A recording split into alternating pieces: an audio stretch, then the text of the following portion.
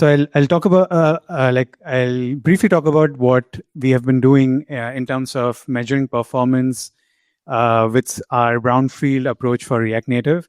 You might have heard the term brownfield. What it really means is essentially you don't start from scratch. You don't build an Expo app from ground up. But for example, when you have a large application like Zalando, you would have to start from the existing one.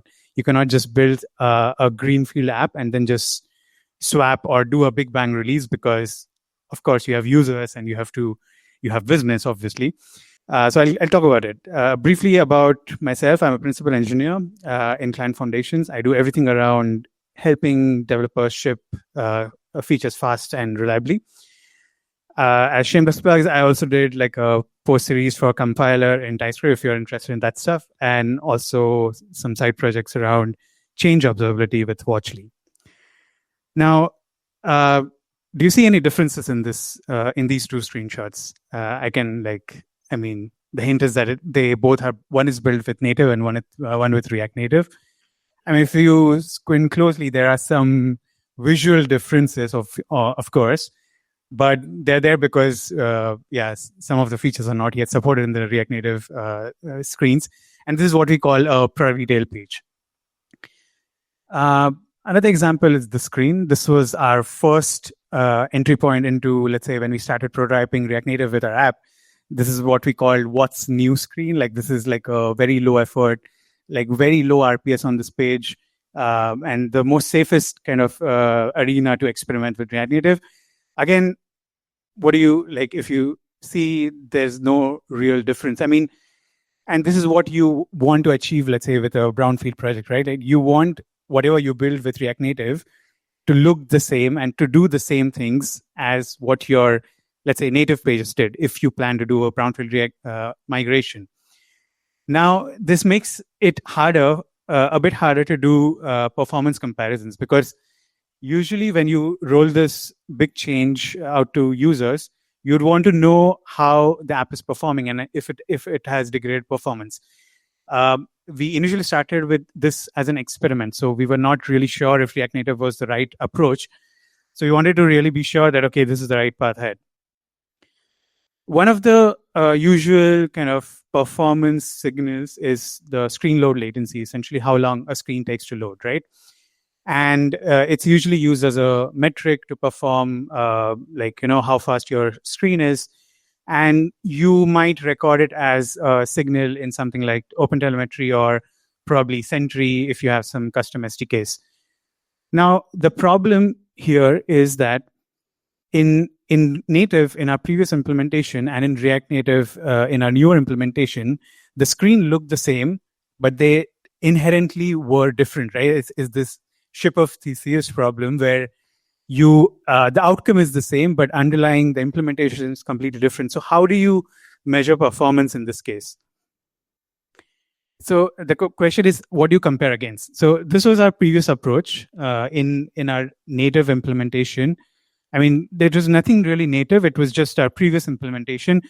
What used to happen is we had this one big GraphQL query, which would fetch all the data. And then the app would perform some data transformations.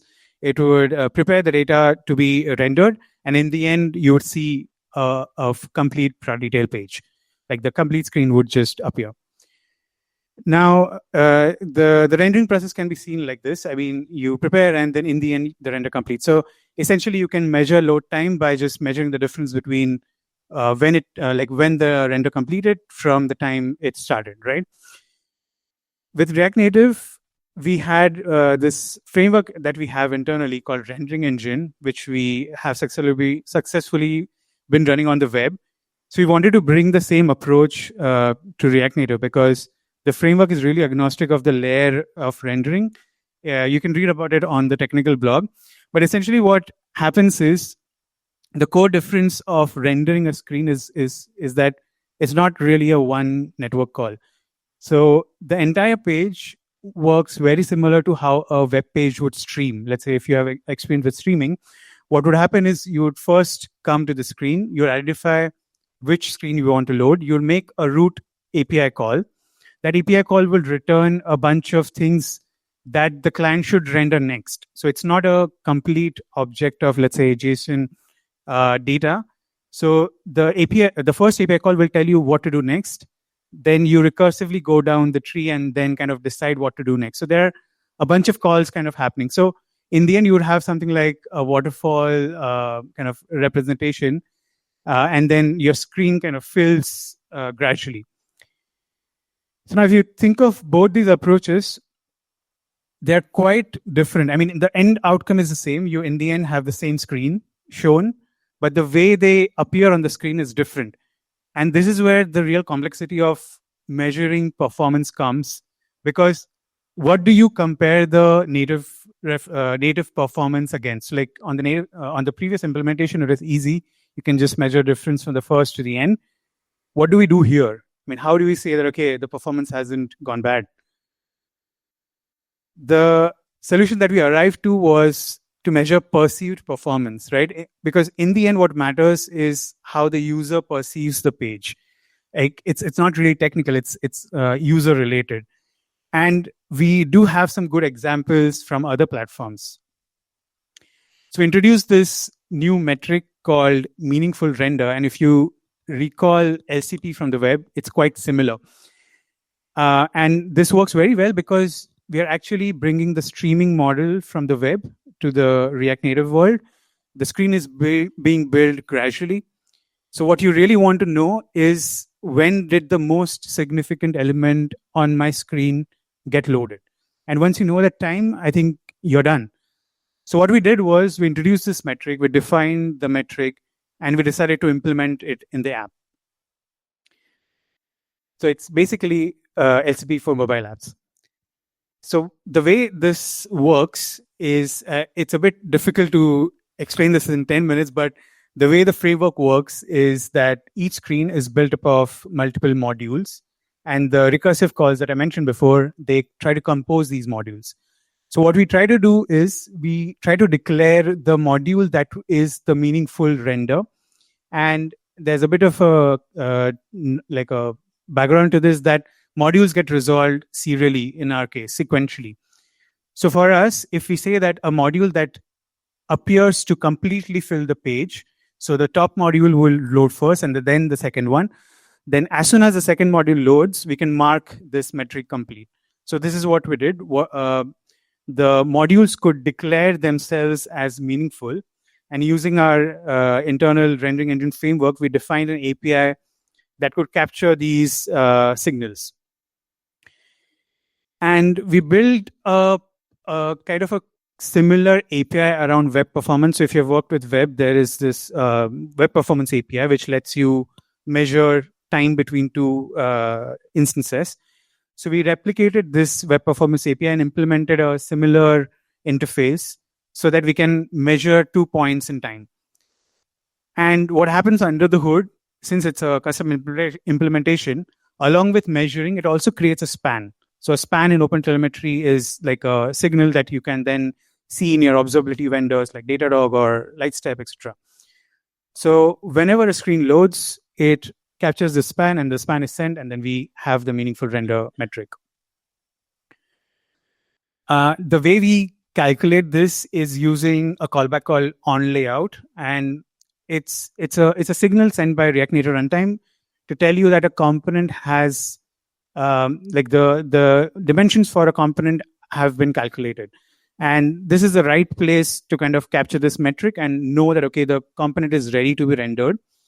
And this is where we call the mark meaningful render. And this is where the span ends. And what this leads to is something like this. So this is a screenshot from our observability tool.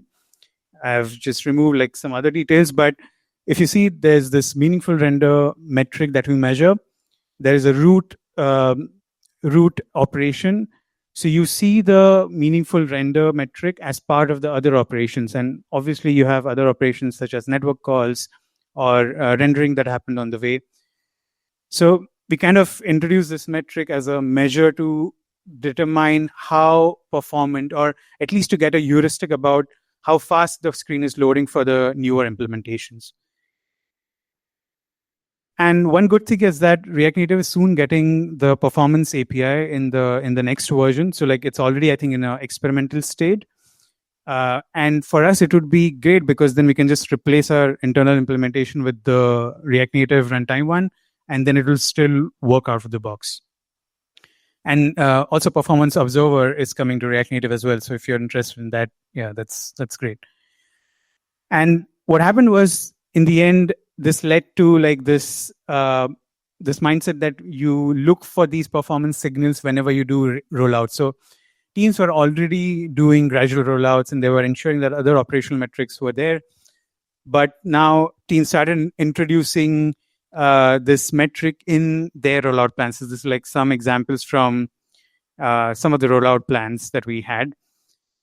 And when you start measuring such a metric, I think you kind of start motivating performance as a mindset, and that's what we have been trying to push at Zalando.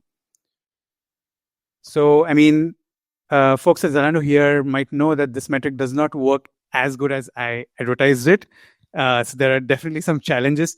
And this does come because you are working with different stacks. And like some of the things that we experienced was that when you do gradual rollouts, you are serving your feature to like handful of users. So getting realistic data is quite tricky. So you would like often see outliers, like very high latency, but usually the picture is a bit different. And what we also realized is that attaching this span to the global route is usually like it might not work in some cases. So we kind of are working around it. But in the end, we are kind of using this metric to check performance as we roll out. And that's it. If you want to talk about anything about performance, observability, or whatever, yeah, feel free to talk. Enjoy your time. Thank you.